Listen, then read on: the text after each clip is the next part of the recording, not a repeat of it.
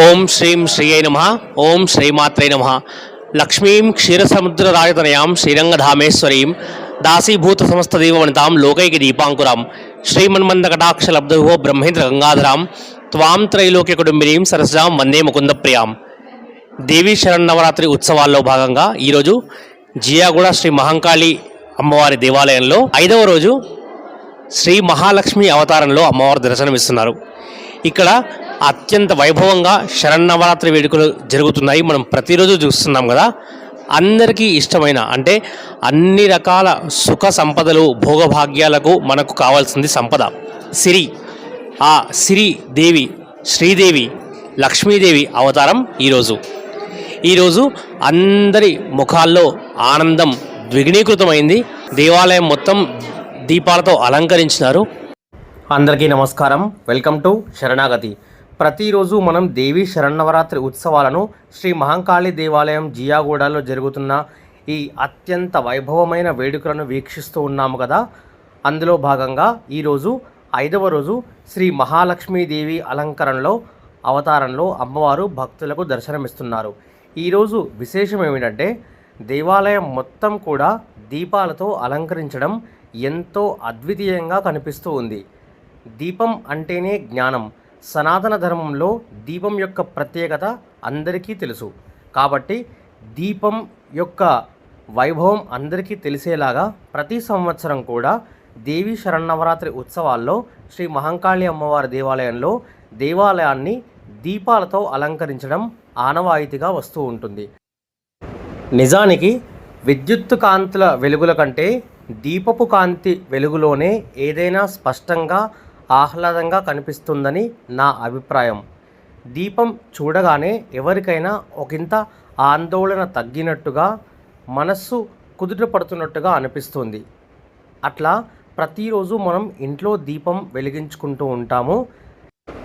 దీపాల కాంతి మాత్రమే కాకుండా ఇక్కడ మహిళలు ముగ్గులతో అట్లాగే పుష్పాలతో అమ్మవారిని త్రిశూలాన్ని అట్లాగే విఘ్నేశ్వరుణ్ణి అలంకరించిన విధానం తీర్చిదిద్దిన పద్ధతి చాలా బాగా కన్నుల పండుగగా ఆహ్లాదకరంగా ఉంటుంది. మీరు వీక్షించండి.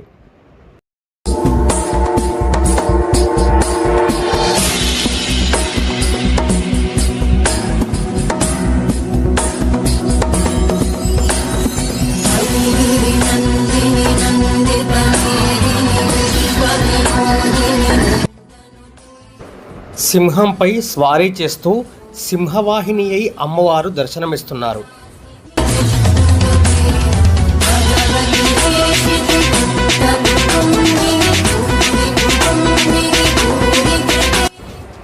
ఇక్కడ విఘ్నేశ్వరుని కూడా మనం దర్శనం చేసుకోవచ్చు.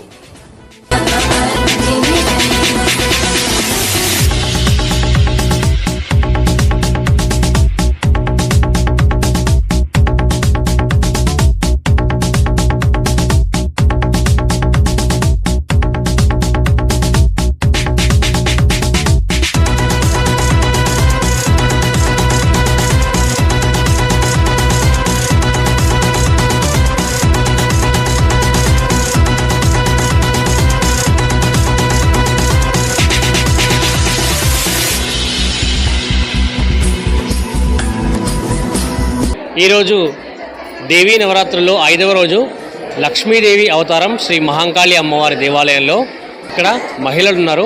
అమ్మ నమస్కారం. నా పేరు నీరజ్ అండి. దీపాలంకరణ చేసి అమ్మవారిని అలంకరణ చేసి ప్రదక్షిణాలు చేసి పూల మాలలతో మంగళహారతులతో అందరూ దేవిని పూజించి మంచిగా పూజించాలండి. ఈరోజు కుంకుమార్చనలు వైభోగంగా పులిహారలు దద్దోజనాలు డబ్బు గురించి చేస్తారు. అన్నిటికీ ఏ దానికైనా మనకు లక్ష్మీదేవి కావాలండి.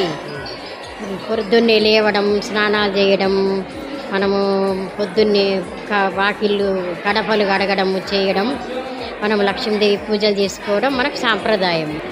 ఇట్లా అమ్మ ఉంటేనే మనకు అమ్మ దయ ఉంటేనే మనకు మంచిగా ఉంటాం మనం. అమ్మ మీరు చెప్పండి, లక్ష్మీదేవిని మనం పూజిస్తేనే కదా మనకు అందరికీ భోగభాగ్యాలు ఉంటాయి. ఎటువంటి సుఖం కావాలన్నా మనకు లక్ష్మీదేవి అనుగ్రహం ఉండాల్సిందే కదా. ఈ నవరాత్రుల్లో ఒక అవతారంగా కొలుచుకుంటున్నాం కదా. అంతా ఆమెతోటే ఉంది. అంత మేము పూజలు ఆమె చేయించుకుంటుంది, మేము చేస్తున్నాం. మాకు అంతనే సంతోషం. ఒక్కొక్క అవతారం బాగా జరుగుతుంది మా జీవుడలో. మేము ఎన్నెన్నో సందో చేస్తుంటాం. బాగా మంచి అనిపిస్తుంది, చాలా సంతోషం అనిపిస్తుంది. ఆమె మనం పూజ చేస్తేనే కదా మనకు ఆమె ఇస్తుంది, అందుకనే చేస్తాం. మనం ఉన్నది ఆమె ఉన్నది చప్పుడు కూడా వస్తుంది, ఆమె వస్తుంది మాకు తెలుస్తుంది కూడా. అంటే మీకు ఏర్పడుతుంది అనమాట. ఏర్పడుతుంది, మేము అట్లా చేస్తాం. మాకు అట్లా అనిపిస్తుంది, కళల్లో కూడా వస్తుంది, అట్లా చేస్తాము. మా అందరు కలిసి చేస్తున్నాం మంచిగా. బస్తీలో కూడా మంచిగా చేస్తారు, చాలా మంచిగా అనిపిస్తుంది. దేవి శరన్నవరాత్రుల్లో ఈరోజు 5వ రోజైన మహాలక్ష్మి అవతారంలో అమ్మవారు దర్శనమిస్తున్నారు. మహాలక్ష్మి అవతారం ప్రాశస్త్యం గురించి అయ్యగారిని తెలుసుకుందాం. అయ్యగారు, మహాలక్ష్మి దేవి లేనిది మనం ఎటువంటి భోగభాగ్యాలకు నోచుకోలేము. అమ్మవారి అనుగ్రహం మన మీద ఖచ్చితంగా ఉండాలి. అసలు మహాలక్ష్మీదేవి అవతారం ప్రాశస్త్యం తమరి అనుగ్రహ భాషణం. మనకు మహాలక్ష్మి అంటే సాక్షాత్తు శ్రీ మహావిష్ణువు యొక్క విష్ణుపత్ని అంటాం. విష్ణుపత్ని అంటే మహాలక్ష్మి. అమ్మవారు సాక్షాత్తు ఈ మన ఇలాండకోటి బ్రహ్మాండంలో మనం ముఖ్యంగా ఎక్కువగా జనాలందరూ ఆరాధించేటటువంటి తల్లి ఎవరంటే లక్ష్మీదేవి. అలాంటి లక్ష్మీదేవి గురించి మనము తెలుసుకోవాలంటే సాక్షాత్తు శ్రీ మహావిష్ణువు ఈ లక్ష్మీదేవిని వివాహం చేసుకున్నప్పుడు అప్పుడు సమయంలో ఈ గృహమహాముని అని మునీశ్వరుడు సకల లోకాలన్నీ తిరుగుతూ ఒకనాడు సకల దేవతలందరి మీద ఆగ్రహం చూపిస్తూ అందరినీ ప్రతి ఒక్కరిని శపిస్తూ విష్ణుమూర్తి దగ్గరికి కూడా వచ్చి తన విష్ణుమూర్తి యొక్క హృదయం పైన ఆ భృంగి మహాముని అలా తన్నినప్పుడు ఆ తన్నినప్పుడు దానిని చూసినటువంటి ఆ లక్ష్మీదేవి అది భరించుకోలేక భూమి మీదకి వస్తుంది. ఆ భూమి మీదకి వచ్చినప్పుడు మళ్ళీ అదే సమయంలో శ్రీ మహావిష్ణువు ఆమె కోసము శ్రీనివాసునిగా వెలిసినప్పుడు ఇలా శ్రీనివాసుడు శ్రీ మహావిష్ణువు ఆ వెంకటేశ్వరునిలా అక్కడ పిలిచి అక్కడ అమ్మవారు మనకు పద్మావతి, భూదేవి, శ్రీదేవి అని ఇద్దరిని తన హృదయంలో నింపుకొని, అందుకోసమే మనం ఎప్పుడైనా చూస్తే వెంకటేశ్వరునికి ఇరు హృదయాలు ఉంటాయి అన్నమాట. అంటే ఇద్దరికీ మనస్సులు ఇచ్చినటువంటి వాడు. అందుకోసమే ఎక్కడ చూసినా కూడా ఏ దేవాలయంలో చూసినా కూడా మనం చూస్తుంటే ఒక్కొక్క దేవత ఒక్కొక్కటి అనుగ్రహిస్తుంది. మనము ప్రతి దేవత అంటే ఒకరు ధాన్యాన్ని ప్రసాదిస్తారు, ఒకరు సంతానాన్ని ప్రసాదిస్తారు, ఒకరు లక్ష్మిని ప్రసాదిస్తే ఒక్కొక్కరు ఒక్కొక్క విధంగా ధైర్యాన్ని ప్రసాదిస్తారు, ఒకరు విజయాన్ని ప్రసాదిస్తారు, ఒకరు శక్తిని ప్రసాదిస్తారు. అదేవిధంగా మహాలక్ష్మి మనకు లక్ష్మిని ప్రసాదిస్తుంది. మామూలుగా కాదండి. ఈ విషయాన్ని తెలుసుకోవాలనుకుంటే భక్తులు చాలామంది మీరు ఏ దేవాలయాలలో చూడండి, నవరాత్రులు జరిగినప్పుడే అమ్మవారు మనకు లక్ష్మీ రూపంలో కనిపిస్తుంది. శ్రీ మహావిష్ణువు దేవాలయం కంటే శ్రీనివాస దేవాలయాలు ఎక్కువ ఉంటాయి. శ్రీ మహావిష్ణువు దేవాలయాలు ఎక్కడ చూసినా ఇది విష్ణు టెంపుల్ అనరు, ఇది శ్రీనివాస దేవాలయము అని అంటారు.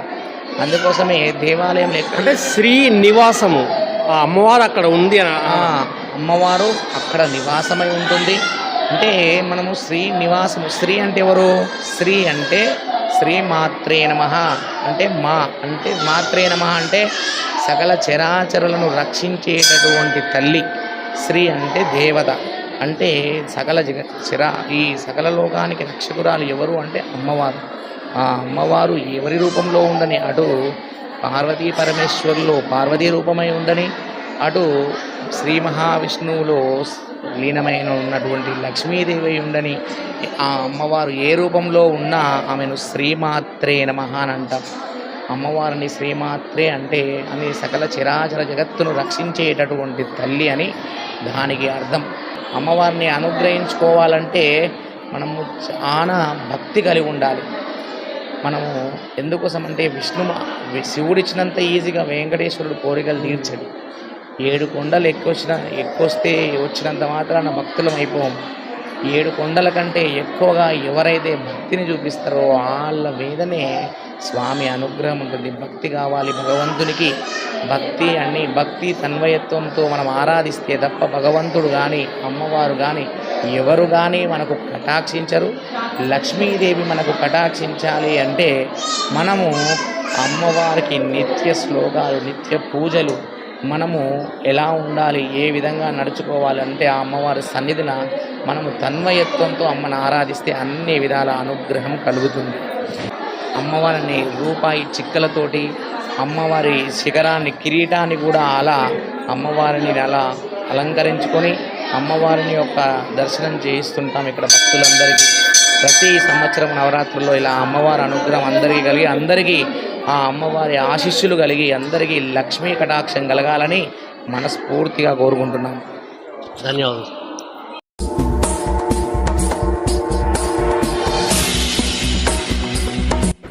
ప్రతిరోజులాగే ఈరోజు కూడా దేవాలయానికి వెళ్ళడం, అక్కడ ఆ దేవాలయంలో ఉత్సవాలు చూడడం, ఉత్సవాల్లో పాల్గొనడం, వీడియో తీయడం ఎంతో సంతోషంగా అనిపించింది. ఈ వీడియో మీకు నచ్చినట్లయితే లైక్ చేయండి, షేర్ చేయండి, కామెంట్ చేయండి. అలాగే శరణాగతి ఛానల్ని సబ్స్క్రైబ్ చేసుకొని పక్కనే ఉన్న గంట సింబల్ని ప్రెస్ చేయండి. అట్లా చేసినట్లయితే మీకు నెక్స్ట్ వీడియో పెట్టినప్పుడు నోటిఫికేషన్ వస్తుంది. మహాలక్ష్మి అమ్మవారి దివ్య దర్శనం. మనసారా ఒకసారి మహాలక్ష్మీదేవిని కళ్ళలో మనసులో నింపుకొని ఆ తల్లిని మనస్ఫూర్తిగా దీవించమని కోరుకోండి.